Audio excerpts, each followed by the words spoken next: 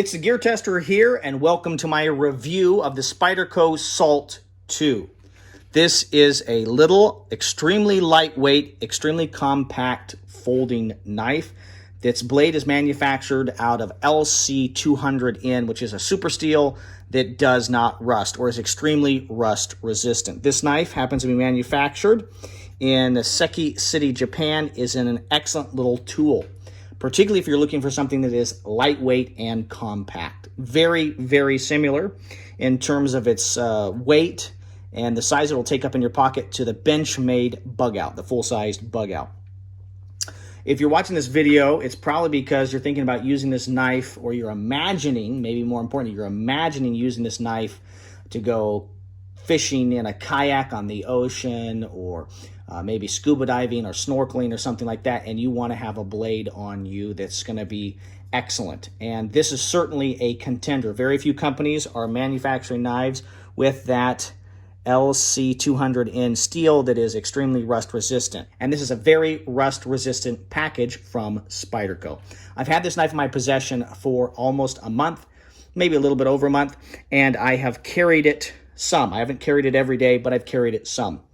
How can I be talking to you guys about this knife if I haven't used it for a year? Well, I've used Spyderco knives for many years, and I've got a long history with Spyderco knives. This is my Spyderco Persistence, and I did one of my first YouTube videos ever was on this knife. I labeled that Spyderco Persistence Long-Term Durability, and I produced that video 10 years ago, and I'd owned this knife, the Spyderco Persistence, for 1 year.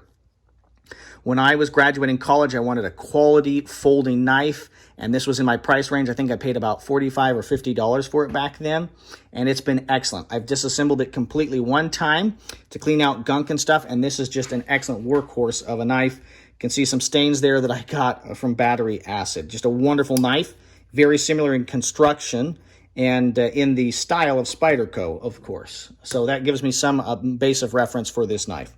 This is a knife here that I've had for about 7 years, this Delica. This is a branded, kind of a special car arms edition of the Delica. And it shortens to make this knife legal in certain states and jurisdictions. And I love this knife. I've carried and used this knife the most out of these 4 Spyderco knives that you see.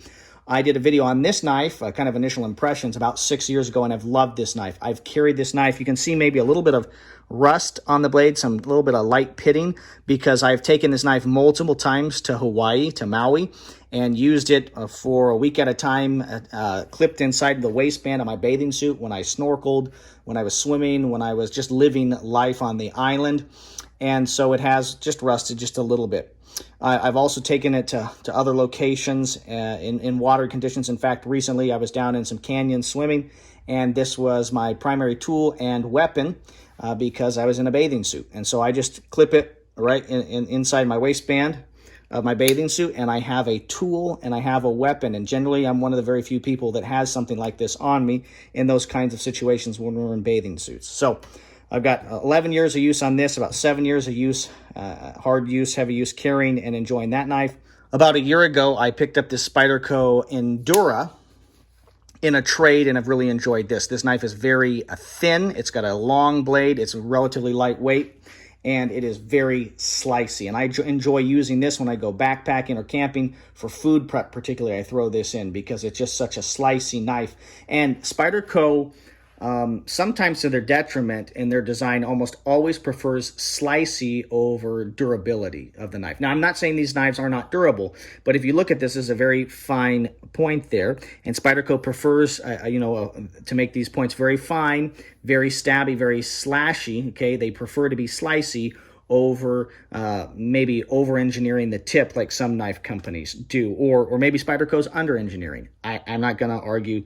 I don't know. You're going to have to determine that for your specific application and use. On this one, the clip did break. It broke right here where the clip was stamped. And if I can complain just a moment here, Spyderco, you need to just have a place on your website where we can buy replacement clips. You have a clip kit, but you got to call. It's not easy. It's like a 1980s style order. You got to call and talk to somebody on the phone. There should just be a place to buy a clip. And that'll come in here in just a second in my discussion of this knife here, the Spyderco Salt. So I've got a lot of years of use with Spyderco knives. I like and use these knives to this day. This knife is interesting because unlike these, it doesn't have any steel liners, and that's in keeping with it being used in saltwater conditions regularly, consistently. So you don't have to disassemble the knife and worry about that. It has a titanium pocket clip and then other hardware that is not titanium or LC200N is coated so that it will minimize the rust you experience on the hardware. I like all those features. When I pulled this knife out of the package, I was really surprised at how lightweight it is. It's about 2 ounces, and that is lightweight compared to these other knives, certainly lighter weight than my everyday carry that I've been using right now recently, which is this Benchmade Griptilium. And so it was just surprising. You hold it, and it's easy to associate lightweight with poor quality. And I don't think that's the case with the Spyderco Salt 2.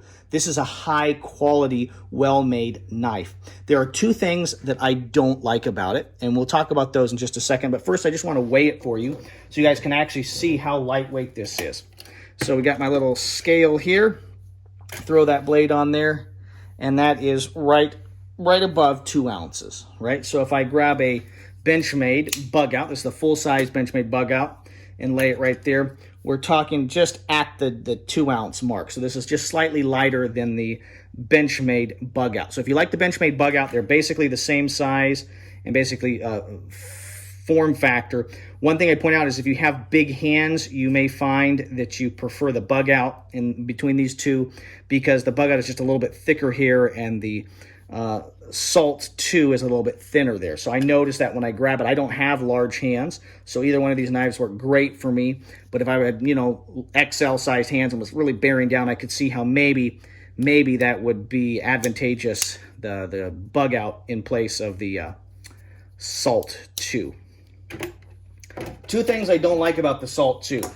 That is the thinness of the blade. Again, I've already mentioned that Spyderco seems to always prefer to make their knives more slicey than overbuilt. And when I look at this knife here, I notice that the tip is very thin right up here. And I just to be honest with you guys, I don't really like that. I wish it was slightly thicker. I wish, you know, it's a full flat grind all the way down, so you're removing a lot of material. It's a thin blade, but for my use, I intended to carry this and use this in Hawaii, kayak fishing, snorkeling, maybe even scuba diving, okay, in situations where this might be my only tool and my only weapon, and replacing some of my more kind of robust EDC knives with this when I was in those kinds of situations. So whether that's Florida, Hawaii, whether that's fly fishing in Montana, things like that, I thought I might replace knives that are maybe more prone to rusting or less water friendly with this knife. And in order for me to do that, I would just like to see more metal right there, just a little bit. I know the blade is broad, but you know, when I compare this versus the car edition of the Delica, there's a substantial difference there in terms of the thinness of the blade. And it's not just that it's thin, it's that it's thin for a long period of time. I get basically the same thinness here on the car, except that it's a shorter period. So if the tip broke off, I'd still have more of the knife left. And you can break anything that's made by a man. You can break it. So I'm not saying I'm going to go out and abuse this, but you know, in many situations, this has been my only tool and only weapon, and I was going to replace it here with this one because I was noticing there was some pitting and some things, and I said, hey, they make a knife that's the exact same form factor. Why wouldn't I go with this one? And so I've been disappointed about that. In addition, I've been disappointed with this clip. So this clip is titanium. Sounds really cool, but it's actually very flexible, okay? And I don't like that. So let's see if I can show you guys here. If I grab that, I can really twist that out. I'm going to close the blade here so I don't cut myself. Okay, I can really twist that out. It's not a very rigid clip. It's made out of titanium, I believe. It may also be coated, or in any case, it's too flexible for me. I know that if I'm using this in a kayak, in and out of boats, life jackets on and off, in and out of rental cars, this knife is going to be gone. I guarantee you that. If I compare the clip to this one here that's on this knife, okay, this clip is much more rigid, and I'm really bearing down to get it to move at all. And if I was going to keep this knife, the Salt 2, I would be replacing it with one of these knives. Again, Spyderco, make it easy for us to buy Spyderco branded clips. I don't like, what's the secret that you guys are trying to keep from us? just have a place where I can click. I can say, hey, I have this specific model and, manufactured within this year range, and you guys send me a clip kit. You already have them like kind of listed, but they're not available to just buy off your website.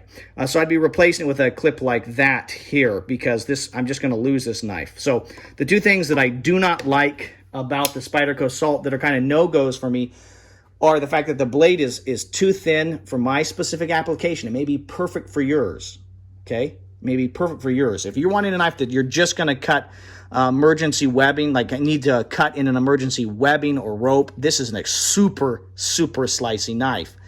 I think it could still be slicey. I just want a slightly wider or thicker tip there on the blade. And I want a clip that is more durable, that has more power to it, so that I don't lose a knife as easily as I think I would, and I know I would.